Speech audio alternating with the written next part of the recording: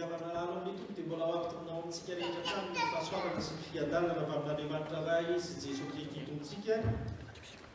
amin'ny dian'ity araka nefa fandaminana eto anivon'ny fiangonantsika miavaka dia fampianarana mandeha ataontsika amin'ny dian'ity. Izany fampianarana izany dia mifamatotra indrindra amin'irety zavatra anankiroa rehetra.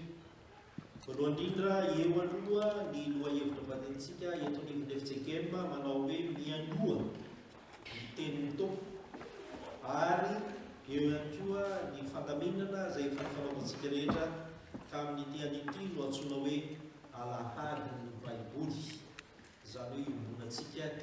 izany rehetrarehetra izany. Ny baiboly ry havako tsy inona fa ny tenin'Andriamanitra velona rafitra n'izany tenin'Andriamanitra izany. Ary raha te hihaino ny tenin'Andriamanitra voalohany indrindra ianao dia tadidio fa ny baiboly no ahitanao an'izany. Mety misy ny olona milaza fa manana ny tenin'Andriamanitra izy, mety misy ny olona manoratra boky na atsara amin'izany na manao horonan-tsary ka milaza fa manana ny tenin'Andriamanitra, dia tadidio tsara ry havako fa ireny rehetrarehetra ireny dia mety mbola mampisalasala avokoa. Ireny rehetrarehetra ireny dia mbola avy adikevitra fa ny zavatra azo antoka dia ity: ny baiboly no any mirakitra ny tenin'Andriamanitra ho antsika arak'izany. Izany hoe raha te hihaino ny tenin'Andriamanitra isika dia ao anatin'ny baiboly no ahitantsika izany. Fa araka ny hitantsika eo amin'ny fafana ry havako dia nataoko tahala amin'izao ilay izy: ireo harena miafina ao anatin'ny baiboly. Ireo harena miafina tsara ho fantatrao ao anatin'ny baiboly. Haintsika tsara angamba izany atao hoe misy harena izany, ary mahataitaitra ny olona izany hoe misy harena izany sy ny sisa sy ny sisa. Dia mba tahaka izany koa ry havako, misy harena miafina ao anatin'ny baiboly eo, mba tsy ho fahazarana fotsiny ihany ny amakiantsika baiboly, mba tsy ho zara fanatanterahana fotsiny ihany izany amin'ny baiboly izany. Dikany rehefa mihaino ny tenin'Andriamanitra isika dia misy harena tovozitsika ao anatin'izany rehetrarehetra izany. Ka arak'izay ry havako, efa niezaka ihany ery amin'ny fafana mba hanarahantsika izany, ary inoko fa hanampy antsika betsaka ahatonga antsika ho manan-karena izany atao hoe tenin'Andriamanitra izany ny fanarahanao izany fampianarana izay atolotra anao amin'ity an'ity izany. Ny voalohany indrindra ry havako dia izao: tadidio fa ny baiboly dia fitaovana hifandraisantsika amin'Andriamanitra. Fitaovam-pifandraisana ny baiboly, zavatra tsy sapan'ny olona izany. Ny baiboly tsy hoe raisina fotsiny dia vakina dia avadibadika sy ny sisa sy ny sisa, tsy izay, fa fitaovam-pifandraisana ny baiboly. Inona ny anton'izany ry havako? Tadidio tsara fa rehefa hifandray amin'Andriamanitra isika dia mifandray amin'ny alalan'ny atao hoe vavaka. Ary anatin'izay vavaka izay dia mampiasa ny baiboly isika, tahaka isika amin'ny dian'ity, dia mampiasa ny baiboly isika amin'ny endriny maro. Ireny teo ny sekolelahady, isika izao sy ny hafa rehetrarehetra ihany koa. Ka ny atao hoe mivavaka mantsy ry havako dia tsy inona akory fa ny fanerasirana sy fandraisana amin'Andriamanitra. Ary ny ahafahantsika manatanteraka n'izany vavaka izany an-tsaka sy an-davana dia ao koa fantatsika tsara fa ny baiboly no nanatanteraka izany. Ka ity ilay harena avy amin'ny baiboly, satria fitaovam-pifandraisana ny baiboly, dia ao ka ho fantatsika fa Andriamanitra mihitsy no te handray hifandray amintsika. Izay ilay izy: Andriamanitra mihitsy no te hifandray amintsika. Tsy mba tahaka ny Andriamanitra hafa ny Andriamanitsika ry havako, fa izy mihitsy no te hifandray aminy. Ny Andriamanitra ny hafa mantsy tahaka an'izao: raha misy Andriamanitra hafa izay mivavaka aminy dia tsotra fotsiny ihany, tsy maintsy ianao ilay mivavaka aminy, ilay manompo azy no manatona azy. Ary dia mitondra zavatra maro ianao. Any Madagasikara antsika any izay loko fa mety misy any amin'ny firenena hafa ihany koa, betsaka ny atao hoe mitondra fiorona ianao, mitondra piramena ianao, mitondra an'izao ianao, mitondra an'itsy ianao. Izay izany ilay izy. Fa ny Andriamanitra ao amin'ny baiboly kosa ilay miteny amintsika ka tokony hoenontsika amin'ny alalan'ny baiboly ny feony, dia tokony ho fantatsika tsara fa Andriamanitra te hifandray amintsika. Raha tianao ny hifandray amin'Andriamanitra dia ao amin'ny baiboly ho ahitanao an'izany. Profo manambara an'izany ry havako ao amin'ny Exodosy toko fahaenina izay hitantsika eto sara ny andiny fafito tapany voalohany dia manao an'izao amin'ny anarany toko manao hoe dia alaiko hoay ianareo olona ary ho Andriamanitrareo aho dia ho fantatrareo fa izao Jehovah. Izany le izy mihitsy no miantso hoe izao izaho mihitsy nikarakara aminareo te hifandray aminareo aho ny dikan'izany. Eritrereto ry havana raha misy fiainantsika reny anie dia misy tahaka an'izao le manao hoe tokony ho haintsika tsara zany misy manao an'izao hoe andao ianao mba hipetraka any amiko te hifandray amin'iny ianao zany ary mazava ho azy fa misy faniriana mba hanana fifandraisanao fa tsy olona mandalo rehetra eny moron-tany reny andao hipetraka any amiko andao hipetraka tsy mety izay. Ka ao no fantatsika tsara fa fitaovam-pifandraisana ny baiboly io zany. Raha tsy manana baiboly ianao tsy mifandray amin'Andriamanitra. Raha hiteny fotsiny ianao hoe za kristianina, za mivavaka, za zao sy ny sisa tsy mifandray amin'Andriamanitra ianao raha tsy misy baiboly ao aminao, raha tsy mamaky baiboly ianao ary raha tsy miaino izay voalazona anatin'ny baiboly ianao. Ka aza atao ambany zavatra ny mamaky baiboly, aza atao ambany zavatra fa ao ny ifandraisantsika voalohany amin'Andriamanitra. Zay ny voalohany, arena lehibe zay. Fa ny faharoa dia ity, ny arena faharoa dia ity, ao anaty baiboly no ahafantarantsika misimisy kokoa momba an'Andriamanitra. Ao anaty baiboly no ahafantarantsika misimisy kokoa momba an'Andriamanitra. Na andeha ho aiza ianao na andeha ho aiza dia aoka ho fantatsika ny havana. Fa ao anaty baiboly ihany no ahafantarantsika ny ho Andriamanitra ray zanaka mpanamasina izay ivavahantsika io. Na misy olona mahay mandahateny takolinina azy, na misy mpitorono filazantsara fatratra dia fatratra natao, na misy teolojiana mampianatra lava dia lava, dia aoka ho fantatsika fa ao anatin'ny baiboly no tena ahafantarantsika n'Andriamanitra sy ny mombamomban'izany Andriamanitra izany. Hoy ny Jaona toko fahadimy andiny fahasivy amby telopolo, dinino nareo ny soratra masina fa ao any no nananareo fiainana mandrakizay ary ireny no manambara. Mazava be zany,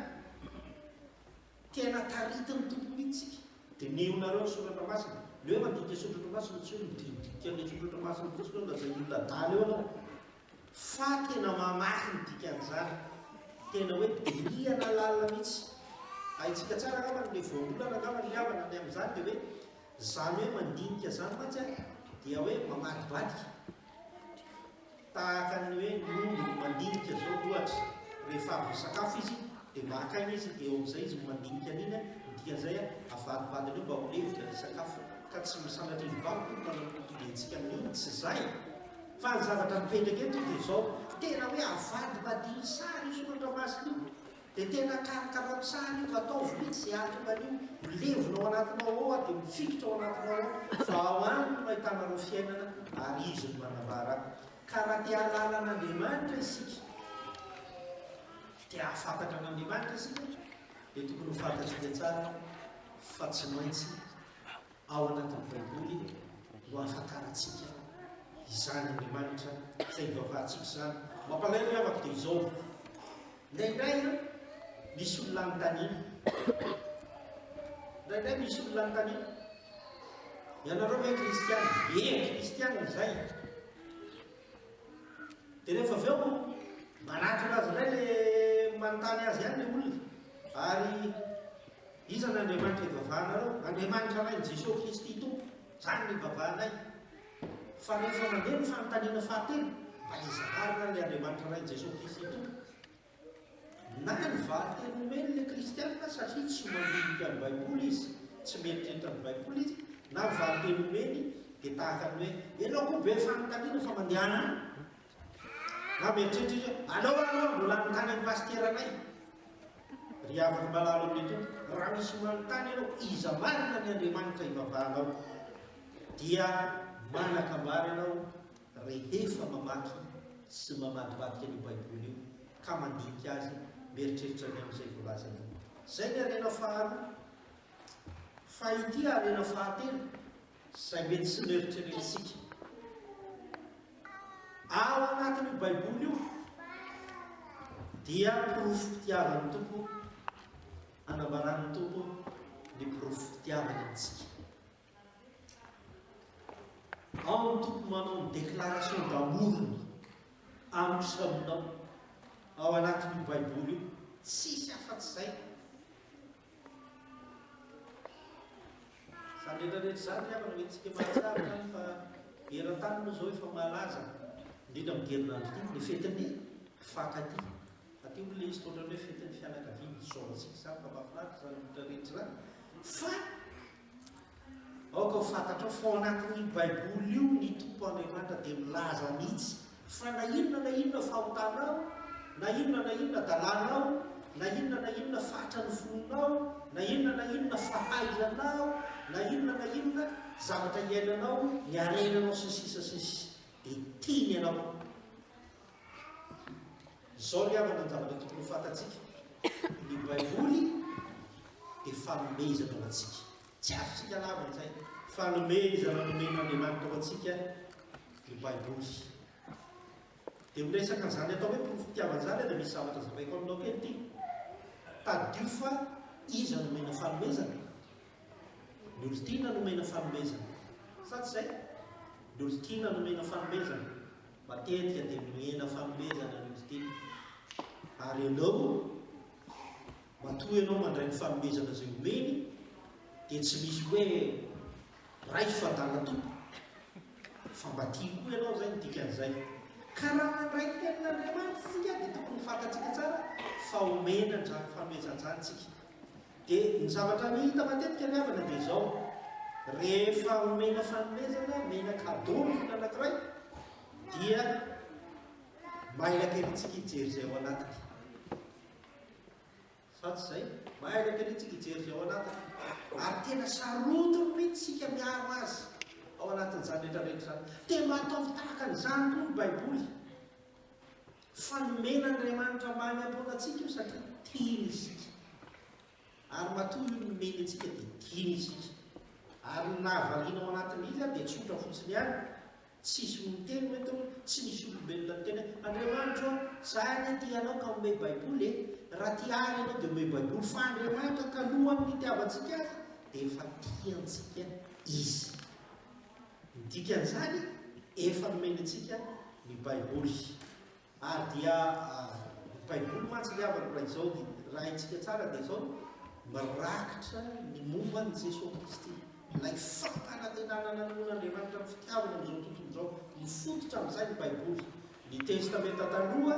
dia mamina vina ny anatanterahana ary ny testamenta vaovao dia milaza kosa ny fanatanterahana an'izay. Zay ny baiboly avadikitsika io na inona. Ka ao anatin'izany rehetrarehetra zany dia tokony ho fantatsika fa raha mamaky ny baiboly ianao dia mandray fitiavana lehibe indrindra amin'Andriamanitra anao tahaka ny ilazany hoe tsy misy manana fitiavana lehibe io izao dia manolotra ny any amonjy sakaiza io zany raisina. Mandray ny Jesosy Kristy ianao ilay fanomezana lehibe rehefa mandray ny baiboly. Hoy ny Jaona voalohany andininy 5:20 tapany kely fotsiny ny soratako ary ny teny dia tonga nofo ka nonona tamintsika. Ny dikan'izany rehefa mamaky ny baiboly ianao, zay le arena le pirofitiavana lehibe. Rehefa mamaky ny baiboly ianao, miaino ny tenin'Andriamanitra anaty baiboly ianao dia tadidio tsara fa eo Jesosy Kristy miara-monina aminao ao. Any an-tokantrano any mandray baiboly ianao, miara-monina aminao ny tompo. Any am-piasana any mandray baiboly ianao, miara-monina aminao ny tompo. Naiza mba misy tenin'Andriamanitra mipetraka eny amin'ny fandriana, amin'ny seza, amin'ny haingon-trano sy ny hafa rehetrarehetra reny, amin'ny vilia sy ny hafa rehetrarehetra reny. Ny dikan'ireny tsy hoe haingon-trano fotsiny ilay izao sy ny izao, fa rehefa mamaky an'ireny ianao dia tadifo te hiara-monina aminao ny tompo izay. Te hanalanao izy izay. Raha misy loatra amin'io ao Matitiko 7:20 ao andininy fa 20 le manao hoe arino zao momba nareo manankarena mara-pahatonga ny fahataperan'izao tontolo izao, ny dikan'izany dia izao ino izao. Te vao mamaky an'ireny ianao zany dia hoe te hiteny aminao tompo ino izany. Te hiara hipetraka aminao te hiaro anao ambara-pahatonga ny fahataperan'izao tontolo izao. Dia afaka milalo amin'io tompo areny zany. Tsisy mahavita an'izany. Za tsy hoe maninona kory ka misy hanandakadrana an'izany fa io olo tianao io misy fetrany ihany zay amin'ny manofo antsika. ary aza omena tsiny amin'izany izy fa ataony izay hitiavana azy ary atao izay hitiavana loko tianao fa misy fetrany an'izay faneny tompo tena sarobidy tsisy fety zany tsisy tokolo zany ny tiana zany ka hoe ho faty ahy eny rabeny io misy izy moa tondra manavita an'izany any fa ny azy koa zany eo famoizam-po no mety mitondrany azy fa tsy resaka fitiavana fa famoizam-po ny evarany fa ny tsika dia tena fitiavana mihitsy nataon'i Jesosy Kristy izany hoe hamonjy ny hafa hanolotra ny ainy hamonjy ny hafa zany dia loko ny havana fa voaraitsika zany arena lehibe zany hoe tena manambara fa rehefa manao baiboly rehefa mamaky ny tenin'Andriamanitra aho dia manambara izay kay mba misy ty ahy ary iza le tia Jesosy Kristy araka ny voalaza teo. Ny fahaefatra ny havana dia zao, ny fahaefatra dia ity arena ray lehibe mihitsy tadidio fa tsy mba manavakavaka ny baiboly fa natao ho an'ny rehetra ny baiboly, tsy mba manavakavaka ny baiboly fa natao ho an'ny rehetra io, na inona fiainanao dia natao ho an'ny rehetra ny baiboly. Hoy ao Jaona 1:5 ary izay mandray azy, izany hoe mandray an'ny baiboly ilay teny tonga nofotanona tamintsika io, ary izay rehetra mandray azy dia omeny heno tonga zanak'Andriamanitra dia izay mino ny anarany. Tika zany ilay rehetra io na ny dikany io tsy misy hoe ny ampahany fotsiny ihany, io tsy misy hoe ny mpitandrina fotsiny ihany, io tsy misy hoe ny mpiandry fotsiny ihany, io tsy misy hoe ny dekôlina fotsiny ihany, na ny am-piangonana fotsiny ihany, na ny sekolelady fotsiny ihany, fa itsika rehetra na iza eto amin'izao tontolo izao, na inona fiteny, na inona fomba, na inona fisaina, na inona firehekevitra raha, rehefa mandray an'i Jesosy Kristy izy ka mamaky baiboly ny fomba andraisany an'i Jesosy Kristy ary miaina an'izany baiboly izany izay voalaza ny tenin'Andriamanitra ao ka miaina izany ary miaina an'izany dia tokony ho fantatsika tsara fa tsy manavakavaka ny tompo fa tian'Andriamanitra avokoa izany rehetrarehetra izany. Ny anam-porofonao izany havana dia izao, aoka ho fantatsika fa misy tena olombelona, tsy tenim-pirenena fotsiny ary fa hatramina foko madinidinika ary ty tena zavatra voamarina mihitsy 2800 teny fomba fiteny efa voadika amin'izany ny baiboly eto ambonin'ny tany. Tsisy boky vita amin'izany, tsisy boky voadika amin'izany hoe 2800 midika teny ny baiboly. Izany hoe misy baiboly 2800 version, zay zany ny filaza azy eto ambonin'ny tany. Dika zany dia tsotra fotsiny ihany, raha misy olona 10 dia tadidio fa misivy amin'ireo samy hafa fitenenana zany. Raha misy olona 10 samy hafa fitenenana misivy amin'ireo dia afaka mamaky ny baiboly amin'ny fiteny. Izany avako tena natao amin'ny rehetra ny baiboly ary tsy mba manavakavaka ny baiboly. Dia tadidio ny havana fa ity raha mba misy boky anankiray zao omenao anao dia lazain'ilay mpanolotra fa tsara ny boky io fa vakio, alohan'ny atory dia vakio boky io, atao amin'izao io boky sisa mahagaga sy manahirana ny havana dia ndrisy fa tsy hainao ny baiboly boky, ny fiteny voasoratra amin'ny fiteny ao fa amin'ny teny izay tsy hainao dia inona no ataonao? Amin'ny voalohany ilay boky dia mba apetraka ao fa mba tsara velatsihana, fa manaraka misorona teo amin'ny farany lasa minosonjavatra sisy satria tsy haino teny. Fa ny baiboly nefa tsy mbazaha tsika zao dia isaorantsika ny tompo fa manana fiteny amin'ny baiboly isika amin'ny teny malagasy ofisialy, isaorantsika n'Andriamanitra izany. Ny fahadimy ny havana dia ity, ary ity somary lavalava kely satria mifamatotra amin'ilay lohateny lehibe ary ambony ary. Inona ary ny profo mampanankarenantsika ny baiboly, tena mampanankarenantsika ny baiboly. Ny atao hoe mpanankarena nefa eto ny atao hoe mpanakarena na hoe mampanakarena antsika ny baiboly dia tsy amin'ny lafiny materialy akory, tsy amin'ny lafiny ara-nofo. Dia tsika manko izany ny atao hoe baiboly dia ity manana trano ianao, manana fiara ianao, manana fanaka maro isan-karazany ianao, manambola ianao, sisisisisisy. Dia raha ianao zany manana misimisy kokoa noho ny hafa dia atahoana fa dia ianao zany le manan-karena. Ary raha ohatra zany ka misy tsy manana misy kokoa noho ny hafa dia tsy mba manan-karena hoe dia eo dia kivokivy eo, tsy anaovana azy. Ary naindray Andriamanitra mihitsy no menantsika satria nahoana? Andriamanitra mihitsy no menantsika satria nahoana hoe sady tsy mba nataonao manan-karena ry tompo aho, ina dia zay tsy nomenao fiara nefa ianao tsy mahitonga fiara koa nomeny tompo azy. Tsy nomenao vola fa ngay iverinao fo manambola io mipetrapetraka fotsiny fiainan'izy io. Ka ninona ny olona manambola zany nieritreretana anaovana any anaovana davana fotsiny indray ary indraindray sisisisisisy zany hoe tsy midika hoe azo mitady vola za tsy miteny izany fa io olona manambola io any mba sahirana aloha e, tsy mitovy amintsika io. Rehefa manambola be loatra ianao dia tsy maintsy mandeha misy mpiamana ianao mandeha tsy mba ohatra atsika. Dia tsika tonga dia tombo miamana mandeha any azy tonga dia mety misy manino moa zany, mety misy misambotra dia tsy mpangalajara mikidina piliny kanefa tsy zay, tsy zay zany le resako eto fa mampanankarena antsika amin'ny lafiny maro ny baiboly. Ary tsetsatetsatearika ny tenena amintsika ry havana izany resaka ara-nofo, resaka materialy zany dia efa nilaza mazava an'izany hoy izy Paoly apôstôly ao amin'ny Korintiana voalohany 10:1 dia tsika eo ngaman'izay ahoana no natao raha amin'izao fiainana izao ihany manantenantsika Kristy dia mahatra indrindra ny olona rehetra isika. Zany tena fampianarana ataon'ny Paoly apôstôly mihitsy zany hoe raha mieritreritra ianao fa hoe amin'izao fiainana izao dikany io zany hoe raha mieritreritra anao fa manambola, raha mieritreritra anao fa manana trano, raha mieritreritra anao inona zay fotsiny ihany no anantenana Kristy hoe mameo an'izany ary tompo sisisisisisy dia tsy manan-karena mihitsy ianao fa ianao no mahantra farahidindrindra amin'ny olona rehetra. Ka isika kristianina tsy miteny hoe aza mitady volana mba manao an'izany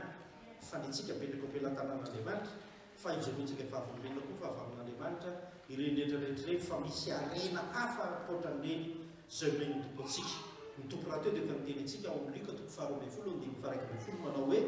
aza manany amin'ny ainareo na izay hoaninareo na ny amin'ny tenanareo na izay hotafianareo. Dikany omeny ny tompo antsika izany rehetrarehetra zany. Ary porofoy fa tena hoe zay le izy ohatra isika ty aty amin'ny tany somary mangatsika ty isika dia porofoy amin'ny olona rehetra fa omeny ny tompo antsika izany atao hoe satria kristianina isika ary voalaza ny baiboly zany porofoy amin'ny olona rehetra fa mafantsika omeny ny tompo fitafiana mafantsika dia zay. Ary zay no omeny ny tompo antsika dia ampy antsika zany ary isaorantsika n'Andriamanitra. Ka ireto le arena tany saiko le izy fa somary lavalava misy maromaro. Voalohany indrindra dia mampianatra antsika fahalalana maro tsy hitantsika any akafan'ny baiboly. Tadio fa misy fahalalana maro tsy hitanao afa-tsy ao anatin'ny baiboly ihany. Andena ho raisitsika ohatra le ao amin'ny Petera voalohany 2:1-2 fa ao amin'izany no niantsoana anareo fa Kristy azy efa nijaly amon'anareo ka namela fianarana anareo mba hanarahanareo ny diany. Zao no tena dikan'izy io ry havana. Dia ao amin'ny Petera io tena fahalalana tsy takatry ny olona mihitsy no ary efa niteneko teo zany hoe ahoana no fomba nanemoana fa hoe nivonjena Andriamanitra tamin'ny alalany zanantsika dia tao amin'ny Kristy Jesosy. Tsisy afa-tsy zay. Ny fahalalana ny olona dia izao ahoana ny arovana ny vahoaka ao amin'ny firenena anankiray na arovana ny vahoaka ka dia hoe mba tsy isin'izany raha seza may ny trano dia asiana ascenseur dia asiana issue de secours sy sisa sy sisa zay fotsiny ihany dia asiana extincteur mamono afo dia asiana an'izao sy sisa sy sisa. Fa ny fahalalana kosa ty izay mbola tsy misy hitanao mihitsy naizanaika dia izao mbola tsy misy zany hoe namonjena aminao sy ny namonjena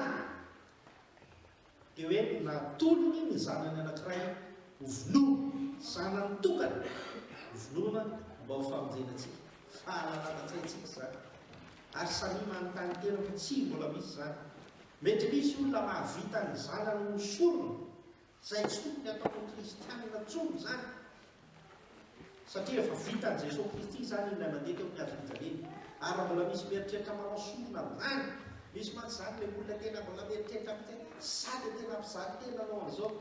sisisisisisy reny tsy tokony anao an'izany ny kristianina fa ny kristianina ny fijaliana efa lasan'ny Kristy ny kristianina ny ratra efa lasan'ny Kristy tamin'ny lefona nitsatoka teo an-tanivohany ny tsily teny minoany sisisisisy fa ho atsika kristianina dia tsotra fotsiny ihany Jesosy Kristy dia efa navita zany rehetrarehetra zany dia saorantsika izy isika migoka fotsiny aty ariana tsisy fahalalana afaka manazava zany n'aiza n'aiza ary ny fahalalana mba miezaka manazava an'izany dia mieritreritra fotsiny eny ianareo anganongano fotsiny sisisa sy ny sisa ary zany ny tokony hojerentsika miady hevitra aminy aloha dia tsy azo atao satria tsy mitovonay tamintsika koa ary ny fahalalana midika an'izany fa zany akoa tsy midika hoe zany tsika tsy hianatra tsony fa ny antony nampianarantsika ny zanatsika ny antony ianarantsika dia ny mba hahafahantsika mandray zay fahalalana tokotra ao anatin'ny baiboly zay ny voalohany indrindra ny avoko fa ny faharoa dia ity tena arena ray lehibe koa mena ao anatin'ny baiboly ao anatin'ity hoe mampanankarenantsika ity ny baiboly dia ilay hoe lasa natoko ny tompo isika lasa manany tompo isika fa tsy mpanompo ny tsony sy mbola nisy Andriamanitra ohatr'izany koa tokony ho haitsika tsara ny Andriamanitra rehefa tonga ianao dia manompo anie zany ary zay ny manahirana amin'ilay atoko-pivavahana kristianina sasasasany andeha ataoko miseho azy kristianina angambany satria nahoana miseho azy kristianina izy satria nahoana ilay mpitarika ao anatin'le atoko-pivavahana no tompotopoina be sahala amin'iny misy ry havana nahita tamin'ny fahitalavitra anankiray misy documentaire anankiray dia tsy vao tonga le pastera dia mandoaly daholo le décona sy ny any zatsy ampanao anareo manio tsy mety zany ary tsy fanao zany fa tsika rehetra samy mpanao tsika rehetra lasa sakaizy vao mamaky ny baiboly eo anao tsy hoe tiana Andriamanitra fotsiny arak'izay taloha lasa sakaiza mahatokony tompo ianao hoy izy ao amin'izao natoko fahadimy ambin'ny folo fahadimy ambin'ny folo tsy atao hoe mpanompo itsony ianareo fa ny mpanompo tsy malaza ataon'ny tompony fa efa nataoko hoe sakaiza ianareo satria zay rehetra reto tamin'ny raiko no nambariko taminareo lasa confident ny tompo isika tsy mpanompo tsony tsy le baikibaikiona tsony fa lasa namana sakaiza anambarany ny tsy ambarateny raha mba tia hafantatra ny tsy ambarateny ny tompo ianao vakio ny baiboly sokafo ny baiboly fa izay ihany ho afantaranao zany aza manontany fa mba inona loatra mba tsika le manontany avy fa mba inona loatra ary ny tena tian'Andriamanitra olazaina aminy fa mba inona loatra ary ny tena zavatra tokony hiseho amin'ny fiainako ity tsy misy tsony zany fanontaniana zany fa raha mipetraka zany fanontaniana zany ka misy tsangazavatra ray amin'ny fiainanao dia tsotra fotsiny ihany raisy ny baiboly vakio enofa milaza aminao an'izany ny tenin'Andriamanitra ny tsy ambarateny ary tokony hifantatrao tsy ho taitra amin'izay zava-misy ianao ao anatin'izany rehetrarehetra zany ao anatin'io mbola mampanankarenantsika ihany ny baiboly dia tadidio fa manitsy sy mitaizantsika ny baiboly Paoly apôstôly avako rehefa nilaza tamin'ny Timoty zanany Timoty tena mbola tao anatin'ny fahatanorana dia nampianarin'ny Paoly apôstôly izy dia narehefa nitondra fiangonana namaoko tandrina mihitsy zany dia tsy maintsy manamanaka aminay azy satria mbola ao anatin'ny fahatanorana ny hafanako zany mbola betsaka dia anisan'ny tena anankiray izay nataon'ny Paoly apôstôly izao teny izao amin'ny Timoty faharoa toko fahatelo andininy fahaenina ambin'ny folo manao hoe izay soratra rehetra nomeny ny tsindrin'Andriamanitra tsindrimandrin'Andriamanitra dia mahasoa fampianarana ho fandresen-dahatra ho fanitsinjiso ho fitazanana fahamarinana ry havana manaro amin'ito aza lany ihany ho fampitsara ndraindray na ny zanaka sy ny ray aman-dreny aza lany ihany ho fanasa-boangy ny mpivady aza lany ihany ho mifampifosa sy mifampialina mifampiavinavina miray tapo mifanila bolinika sy ny hafa rehetrarehetra ary misy hatrany fitavana resika Kristy kristianina aza lamiandro mialonalona sisisy fafahotana ho anao fotsiny zany fa rehefa misy ny tsy mety misy ny tokony ahitsy sokafo ny baiboly iarana mamaky zany fa misy ny taiganao ao anatin'ny baiboly zavatra betsaka ny fomba fitondrana tokantrano ny fomba iatrehanao an'izany hoe tsy fahampizony zany ny fomba hoe iatrehanao ny aretina sy ny hafarehetrarehetra misy ao anatin'ny baiboly daholo zany ary tokony ho haitsika tsara zany raha mamaky ny baiboly io anao dia tokony ho hainao zany rehetrarehetra izany manaraka ny amana famaky tamin'ny Elia mamaro olana maro ny fananantsika ny baiboly ny fiainanao ny baiboly dia mamaro olana maro rehefa sendra olana ianao dia mamaro olana maro ny baiboly satria tsy mbola nisy koa ny antso anao fa ny olona rehefa manana fahasirana ianao atosiny ianao tsy mivain-trano ianao Jesosy nakan'izany tamin'ny krismasy hiankalazantsika ny krismasy io le fahaterana efa be vokabe ny aza noreniny Maria fantatsika tsara zany votsy ela foana nakalazantsika ny krismasy fa volana vitsivitsy zay dia naidikylelo izy dia tany an-trano eto amin'izao tontolo izao rehefa sahirana ianao dia aidikelyolelo tsy atokisany olona tsy ataon'ny olona mihinana mihitsy ianao rehefa mon'izao tontolo izao kanefa misy mampanankarenantsika ny tompoko rehefa mamaky baibolitsika fa ahoana izy ao matetiky faraika ambin'ny folo andiny fahavalon-roapolo makanesa ty amiko ianareo rehetra izay miasa fantatra sy mivesatrentana fa izao anome anareo hitsahara inona ny zasanao samy manana olo anavy tsy tsika rehetra aza iverina mihitsy hoe olana kely na olana lehibe zany fa na kely na lehibe ny olana miandarenao izay mivesatra aminao ary mety hoendrika maro dia hoe to makanesa ty amiko ianao izay miasa fantatra sy mivesatrentana fa izao manome anareo hitsahara dikan'izany tsisy tena hoe ary dia hoaiza moa zany zao raha izany ny fandreny dia hoaiza aiza zany le Jesosy mety isy tena zato aizy Jesosy zany zao amin'izany fotoana zany sary koa mba teo anao koa mavesatentana dia aiza moa zany azo ao tokony andeha inona le tao mamaky baiboly jery zay ao anatin'ny baiboly dia mamaky zay andininy mahakasika an'izany fa maro izy ao anatiny tombotsika ho amin'izany fa akoatr'izay ny amako dia tadidio fa mpanoky saina lehibe ho atsika ny baiboly mpanoky saina lehibe ho atsika ny baiboly ary mahabe resaky mpanoky saina eo amin'ny fiainana dia misy an'izany foana dia matetika misy fomba fitenenana hoe ampafantaro ahy iza ny manoky sainanao raha ohatra zany misy olona anankiray mba te hoe tsy maintsy ho avy zany izy hoe manana mpanoky saina izy manodidina azy dia hoe ampafantaro ahy iza ny mpanoky sainanao dia ho fantatra fazavanao ataonao sy ny fomba fiasanao sy ny toeranao sisisisy zany zavatra misy anankiray fa aza mieritreritsika fa hoe reny olona manana toerana ambony reny ihany misy mpanoki-tsaina tsy zany izasy ianao io dia manana mpanoki-tsaina daholontsika raha toka mahay mamaky ny baibolitsika ka miaina an'izany dia misy mpanoki-tsaina anankiray ao dia tsy iza fa Jesosy Kristy io afaka miteny aminao isan'andro isan'ora isan-minitra isan-jegonda eo amin'ny fiainanao mibitsika moa mandrakariva manampy izay tokony ataonao arak'izany misoratanao ihany amany fa lavalava moa ilay izy fa ny Isaia ohatra ao amatitoko fadimy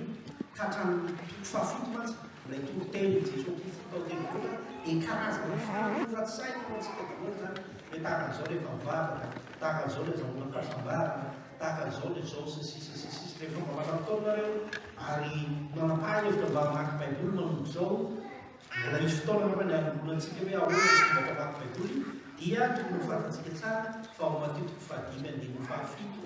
matitoko fadimy ka hatramin'ny toko fahafito dia tena misy an'izany tsy ao ihany fa maro zany fa dia raha isika le Isaia toko valo amby efapolo andiny fahafito amby folo amin'ny anarany toko manao hoe zao Jehovah Andriamanitra ao no nampianatra anao ahita soa sady mitarika anao amboarana ianao azadina izady Andriamanitra zao ao anatin'ny vavonaka zany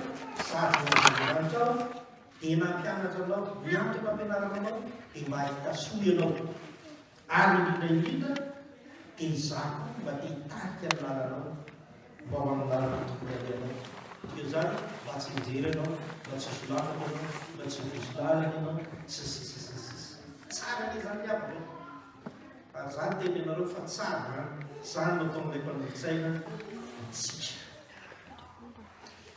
ao anatin'iny le hoe mampanakarena iny aby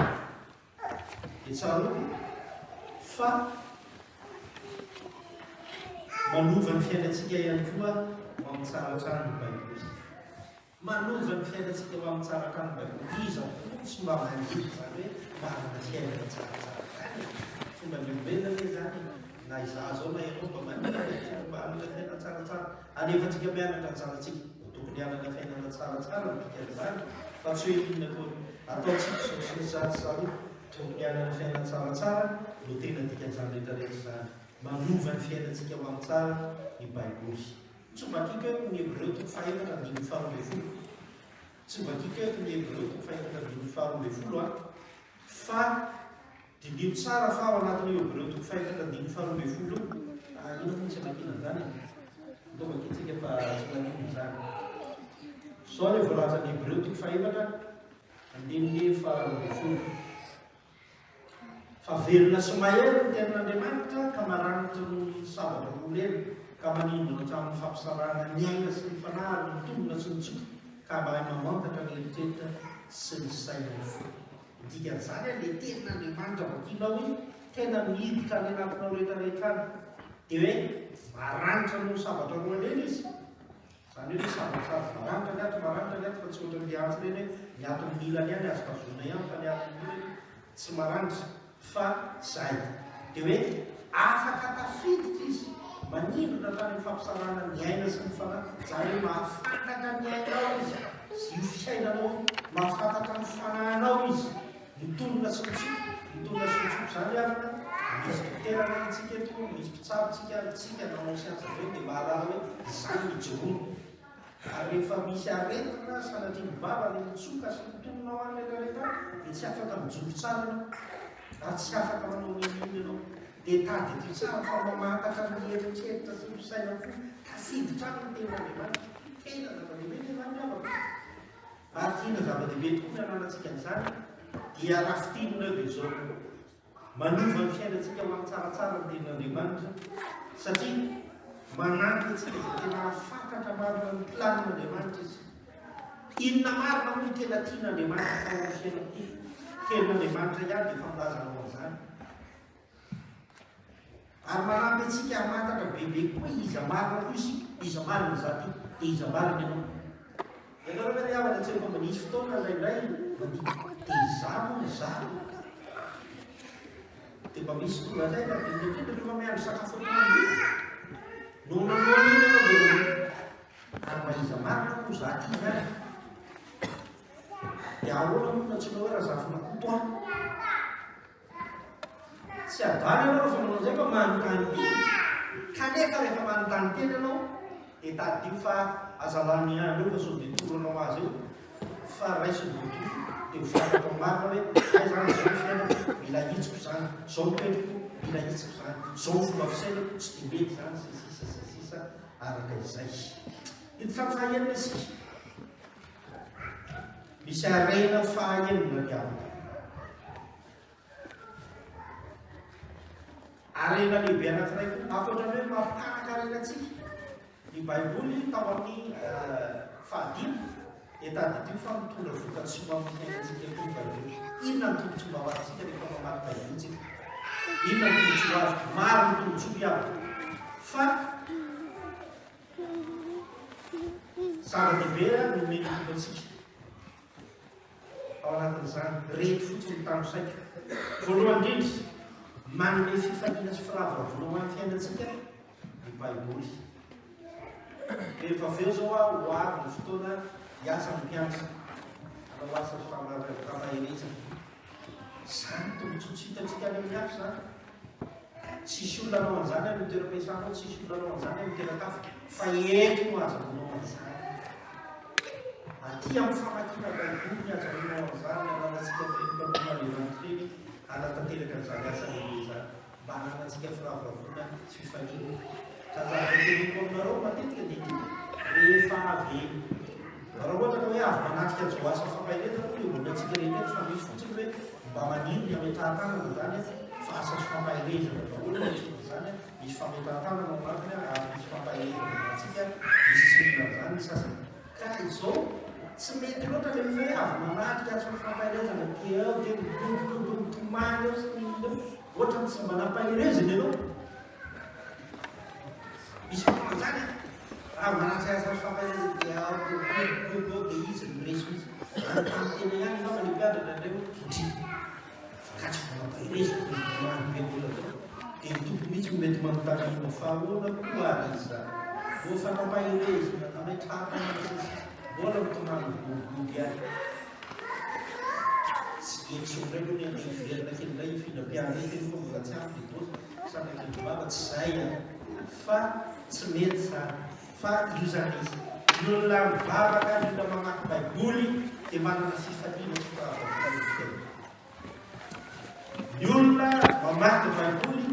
dia manana fandrosoana ny lafitenana rehetra. Hoy ny asan'ny apôstôly faharoa ny faharoa-telopolo ary ankehitriny izao no mitrandranim-pamananimanitra sy ho amin'ny teny fahasoavana izay mba hay mampandroso manome lovana amin'izay rehetra misy. Tena hoe mandroso fampandrosoana. Manaraka manome fiadanana sy fahamarana. Le fiadanana io zany aminy tena masaka be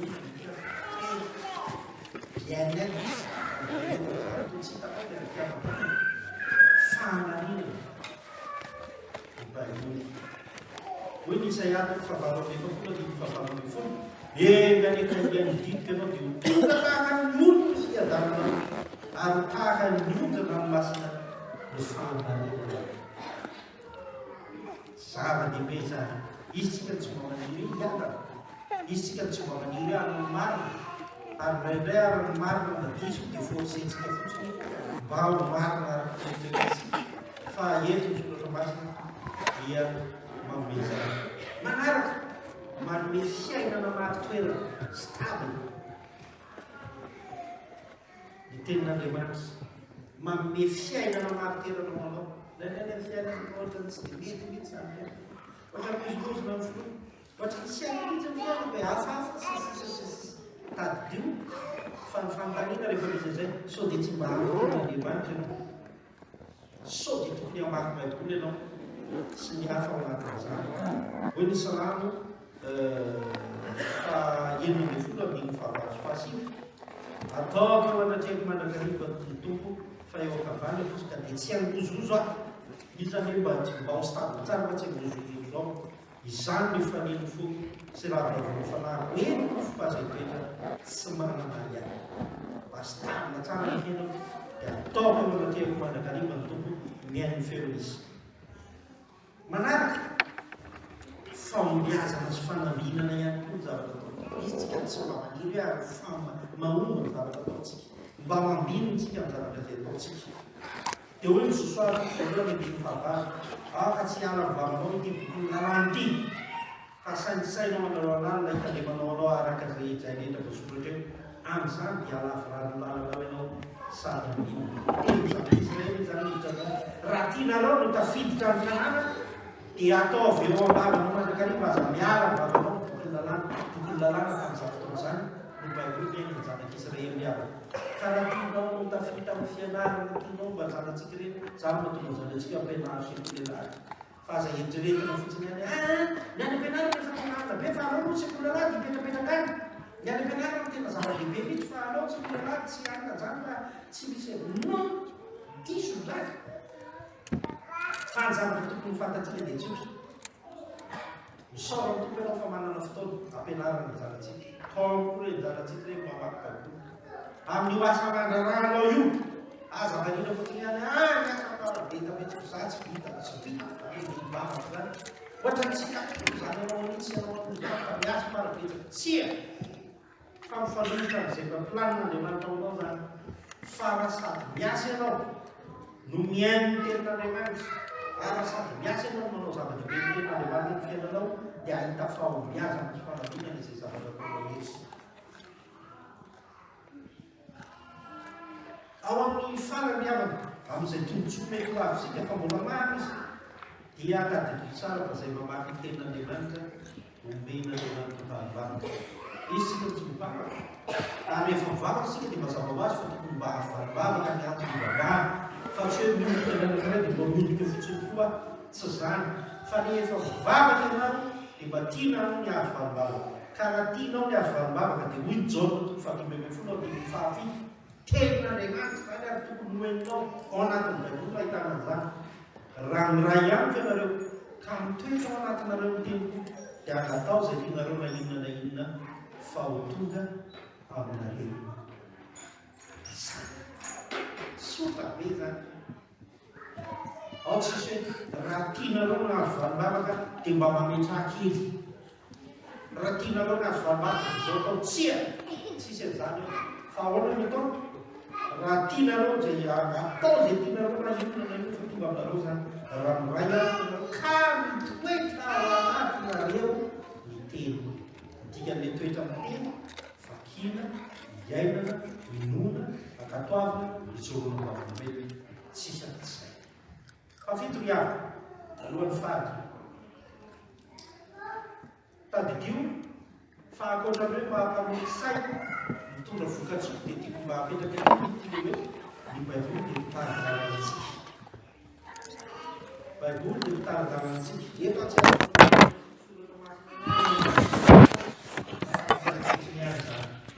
manitsy tsika lalana mitombo manitsy tsika lalana mitombo ao anatin'ny Baiboly tadio ihany koa rehefa fa mamatsy atsika ny Baiboly mba azahoantsika manompan'Andriamanitra tsy mijanona vatsiny isika indray mantsy fa finiavantsika ny avako dia misy any zany mba te hanao manizy any pastera fa le ana mihitsy ny tsy haika inona ary no teneko anatinao tsia manodona ny tenanao anao ny asan'Andriamanitra fa aza misaraka ny Baiboly fa izy no manampy anao ny amin'izay rehetra ataonao araka izany hitanareo zao rehefa tsy nomakoa zava-masampiady zany fa so dia velonareo hoe ny mpiady rehefa dia mahery foana fa tsy maintsy miezaka ny mahery izy ary efa nanotona ny teny zany dia tanterany araka izy tsy moramora mameka tanana zany fa ny olona moa mahafaty ny tanana nety izy koa nametrahany tanana izy koa nanaovany eo an'izao sy tanana manao an'izany fa tsy mijery olona anao fa mijery an'Andriamanitra satria fomba anankiray an'Andriamanitra aminao koa reny asa sy fampaherezany reny fa ao anatin'ireny izany no tonga azo mitonga Baiboly loatra zao dia apetraky tonga Baiboly tena apetraka dikany petsoky eo ny famonateny amin'ny anarany tenin'Andriamanitra tsy azahoako manatanteraka zany rehetrarehetra aleo ataoko tadiny fofofonko eo izay manambara fa hoe tena iainako ty tenin'Andriamanitra ary mahafindako aminao mety manana fahadisono aza mijereny zany ianao mety manana ny adanany io samateany aza mijereny zany ianao fa tadio fandriamanitra ny teninao ao tena zava-dehibe ao anatin'izany rehetrarehetra zany ao anatin'io ihany koa miavana dia mitaridarantsika ny Baiboly ka mampitanjaka antsika mba tsy roboka amin'ny fahotana indraindray miavo dia roboka ihany amin'ny voalohany io zao dia zao misy tenen'ny olona atao hoe ataovy moa e ianao koa tsy hitany any io tsy hitany pastera io zao misy sasany fa ka ianao zao rehefa pasteranao ao tsy manana tsy salinatena sisisy eo miavaka malala tokony fantatsika tsara fa ny Baiboly dia manampy antsika mba tsy ho tafaroboka ny anatin'ny fahafantarantsika rehefa mamaky Baiboly ary fantany ity ny Baiboly dia mitondra antsika mba tsy variana amin'ny zavatra tsy maharitra indray maka tsy hitanao antsika dia manana fahasairana ianao mampia dia tadidio fa ny Baiboly dia mitondranao mba tsy ho variana amin'ny zavatra tahaka an'izany ianao fahavalo ihany Nyarena fara. Ity tsy dia tena hoe arena loatra fa manao fanamariana fotsiny ato anatiny ato. Reto misy fanahina vitsivitsy mahakasika ny Baiboly. Ary rairay ny kristianina azy. Dia indrisy mampalahelo fa manana mety fanahiny reto any anatiny. Dia natao endrika fanontaniana ilay izy anankitelo. Voalohany indrindra, tena marina be ny Baiboly. Ny Baiboly zany dia tahaka izao. Ny Baiboly dia mazava tsara fa hoe sino marina Andriamanitra nomeny ny olona manodakasa. Zay izy. Io tsy hoe natao soratin'olona dia ao fa mazava tsara ao anatin'ny Baiboly rehefa mamaky zao lazainy Jehovah. Zao lazao ny olona miteny an'izany ny tompoko. Zao amarao amin'ny olona zao fahadosoany sisisy dika zany raisina tsoratra rehetra rehetra. Ao anatin'ny Baiboly mety misy endrika ny fanomeny olombelona satria olona nanoratra an'io. Io tsy nisy fotsiny zao hoe sokafana ny Baiboly. Nakatona ny boky dia nasiana takelaka maromaro dia rehefa avy eo sokafana dia tonga dia misy soratra tsy izay fa olona mihitsy nanoratra an'io. Mety misy endrik'ireny olona reny toe-tsain'ireny olona nanoratra ireny ao. Fa zava-dehibe iombonana kosa ao anatin'ny Baiboly ity tena ao ny taranten'Andriamanitra. Ao ny taranten'Andriamanitra. Mahatokony haitsika izany rehetrarehetra izany mba ho voninahit'Andriamanitra eo amin'ny fiainantsika. Io mana miavaka teo fa fahavitina teo ny faharoa fatelo. Dia ny faharoa tsy vita izay ihany. Fa mety misy mitetsaka ka ny Baiboly hoe teny misy mahatan'olombelona ihany koa raha misy zavatra tsy mety loatra sasisa. Ohatra, iny amany zany ahafahana loatra hoe eny ka ahoana ary ataon'ny pastora miteny ary vehivavy ao ka tsy aray fitenena ao anatin'ny fiangonana. Zany mety ohatra ny tena anaty hoe zany manitika vehivavy. Ka izay ilay lazaina aminareo hoe tadidy tsara fa ny Baiboly dia mety ahitana endrika zany. Fotom-pisainana mihitsy zany tamin'ny fanjakana Jiosy tamin'ny fotom-pisainana Jiosy zany hoe ny vehivavy tsy dia mamoteny loatra. Takatsika malagasy fa iny dia misy an'izany hoe rehefa tonga an-trano dia ny lehilahy rehetra ny ray izy ny lehilahy rehetra no mena sakafo. Dia rehefa lany vokolika ireo dia izay amin'ireo mba omena vehivavy. Raha tsy avela mihitsy mahazo mandro indray rehefa tsy aiko. Fa dia izay mba andreo zany tsy maintsy mandro. Nefa ilay vehivavy amin'io fa mandro ny sakafo. Izany fotom-pisaina izany mety hita ao anatin'ny Baiboly fa tsy mandrava koa izany hoe ao ny tena hevitran'Andriamanitra, ao ny tenan'Andriamanitra. Dia ny faharoa dia tena marina ary dia voalaza Baiboly. Vary aho dia tiako milazanao fa tena marina ny voalaza ny Baiboly. Tena marina ny voalaza ny Baiboly. Ao zany tsy misy zavatra hoe misoroporoninao aty zay mampiavaka ny Baiboly. Vao tamin'ny alahady farany volana janoary tsy tena nakasika ny hoe alahady ny mararitra dia resaka momba zany. Dia tadidiny tsara. Tena marina ny voalaza ny Baiboly satria nahoana ny nanoratana ny Levitikosy toko 5:10 voalohany ka hatramin'ny fahasivy. Nanoratana ny Levitikosy toko 5:10 dia mahakasika an'io ilay voalazantsika tamin'ny teny teo tamin'ny 20 janoary raha tadidinao ka mivavaka ianao. Dia misy an'izao hoe anarany dia diovy dia voloiny izao sisisa dia diovy dia tamamandro sy karazana sisisa. Iny ane fomba iarovana fotsiny iny mba tsy hiparipahany aretina. Fomba iarovana zany hoe tsy hiparipahany aretina zany tamin'izany dia efa fantatra fa miparitaka io aretina io ary misy zavatra miparitaka eo. Fa tadidy tsara fa nary fotoanany marina fiarinana io vao nahita ny siantifika mipasy ny rehetrarehetra. Zany hoe mikrovazibimisy zany manaparitaka ny aretin-tokotry ny avokana tamin'izany zany. Tsy izay ihany fa mety ohatra anankiray ianao ao amin'ny Joba toko 4:5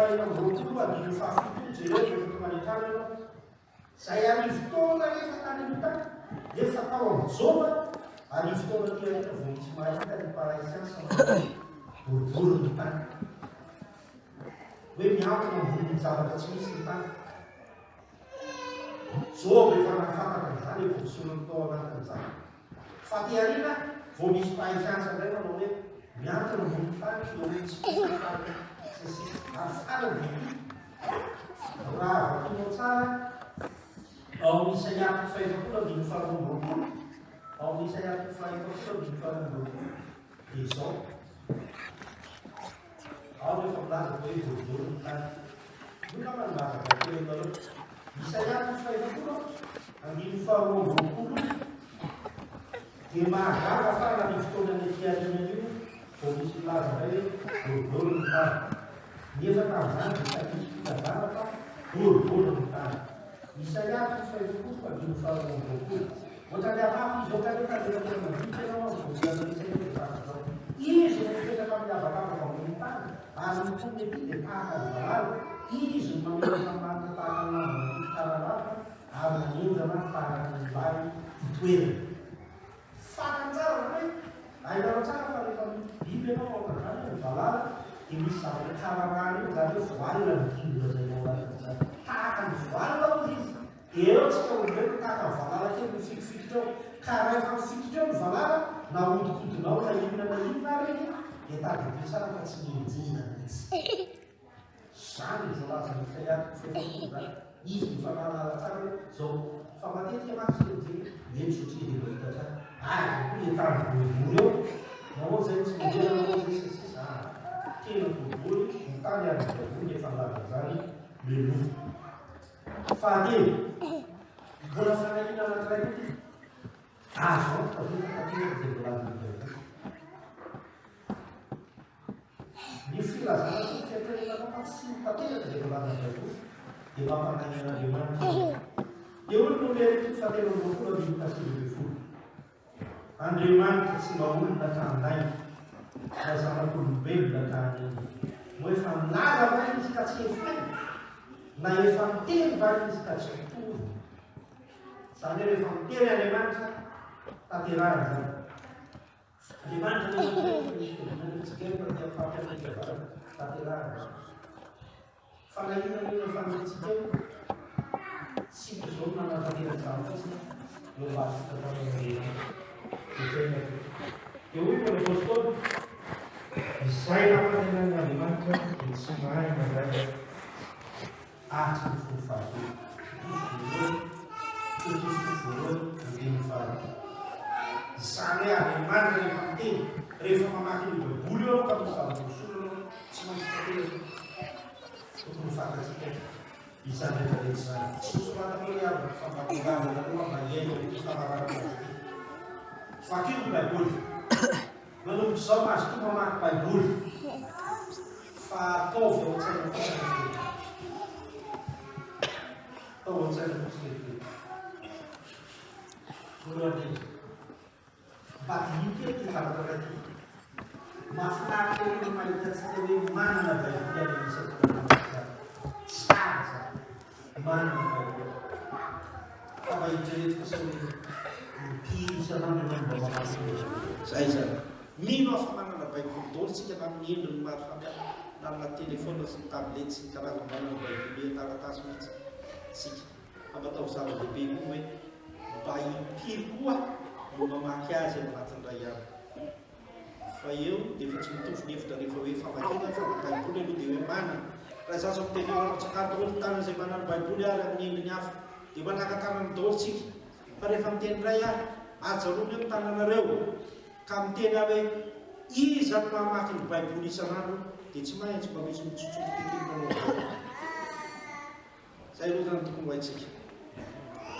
iteny faharoa aza mamaky baiboly raha maky anamartena na itsara ny hafa fotsiny any ianao ny antony amakinao baiboly dia ny anamartena sy tsara ny hafa aza makina aloha baiboly fahatelo ity ny baiboly zay tanany teny ty dia tsy enona fotsiny fa tena iainana mihitsy tsy enona fotsiny baiboly fa tena iainana mihitsy zany volany tena iainana ary farany ty arena maro fa tsy misy arena azo azo fotsiny eo ambony eo zany fa raha hitsandraka vatsoanao dia tsy maintsy mitrandraka any ambany any ka arakaraky nitrandrana ho any ambany any no ahitanao amin'ilay arena saroby tahaka an'izany koa baiboly arakaraky ny amakinao an'io misimisy kokoa no anananao arena ao anatin'ny baiboly fa tsy hoe mamadibadika baiboly fotsiny ianao dia manao lecture horizontale hoy ny fiteny dia ahita baiboly fotsiny ianao dia potrandraka ary mandainga le paster fa tsisy arena koa ka eo fa tsy nahazo tsy zay koa mino ariavako fa ny fanapaha-kevitsika dia mba hamaky ny baiboly mba hiaino ny tenin'Andriamanitra manomboka izao. Amen.